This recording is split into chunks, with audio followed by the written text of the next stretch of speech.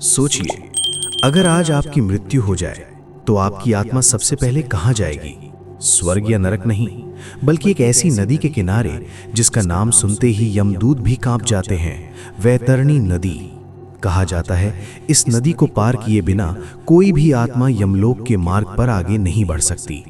लेकिन सवाल ये है, वैतरणी नदी आखिर दिखती कैसी है और इसे पार करते समय आत्मा के साथ क्या-क्या होता है?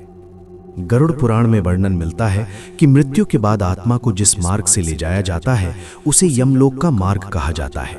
इस मार्ग का सबसे भयावह और निर्णायक पड़ाव होती है वैतरणी नदी। ये कोई साधारण नदी नहीं है, ये नदी पाप और पुण्य से बनी होती है।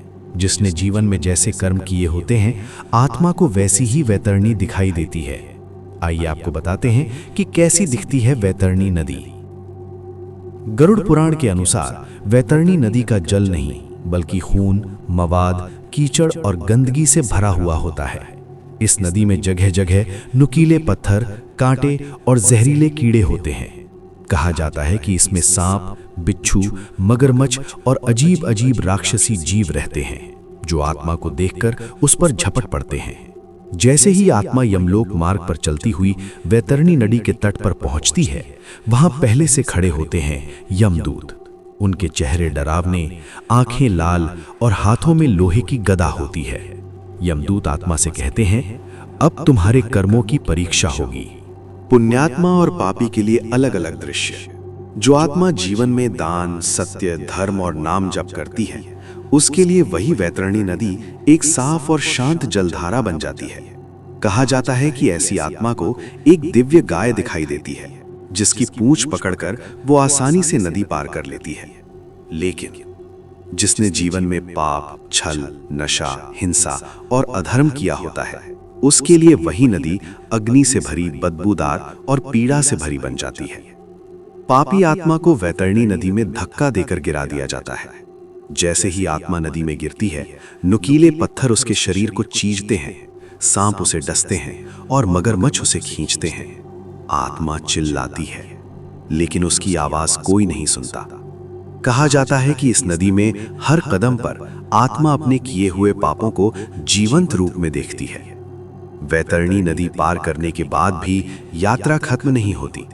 इसके बाद आत्मा को यमलोक के सूने, अंधेरे और जलते रास्तों से गुजरना पड़ता है, जहां चारों ओर भूखे प्रेत, रोती आत्माएं और पापों की प्रतिध्वनि सुनाई देती है। हर कदम पर आत्मा को अपने कर्मों का बोझ महसूस होता है। गरुड़ पुराण साफ कहता है, मृत्यु के बाद कोई भी अपने धन, परिवार या शरीर को साथ नहीं ले जाता।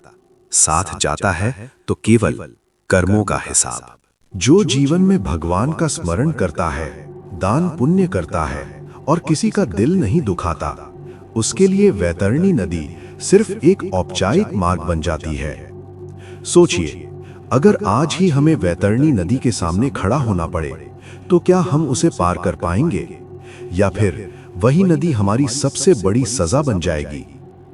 अगर आप चाहते हैं कि मृत्यु के बाद आपकी आत्मा को वैतरणी नदी में कष्ट ना झेलना पड़े, तो आज से ही अच्छे कर्मों का मार्ग अपनाइए। अगर ये रहस्यमयी कथा आपके मन को छू गई हो तो वीडियो को लाइक करें, चैनल को सब्सक्राइब करें और कमेंट में लिखें ओम नमः शिवाय, क्योंकि अगली कहानी और भी ज्यादा डरावनी और सच्चाई से भरी होने वाली है।